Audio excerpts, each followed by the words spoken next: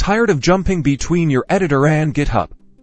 In this video, we'll configure VS Code to work flawlessly with GitHub, streamlining your workflow. First, let's get the GitHub extension installed. Open VS Code and navigate to the extensions marketplace. The icon that looks like 4 squares in the search bar.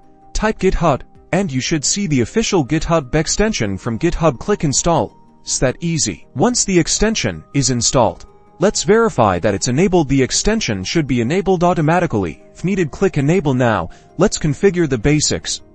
Let's get connected to your GitHub account. Click the source control icon, which looks like 3 horizontal lines with a circular arrow. If not already logged in, you'll see prompts to sign in to GitHub. Click it to start the sign-in process. You'll be prompted to authorize VS Code. This grants the extension permission to access your GitHub repositories. Authorize the connection. You might need to enter your GitHub credentials or use Github's secure device authorization method. Now, with the connection established, you can clone your existing repositories directly from VS Code. Select the clone repository option. Choose the clone from GitHub option. This will allow you to easily select your repository from your connected GitHub account. From within the context of your GitHub account, select the repository you want to work with.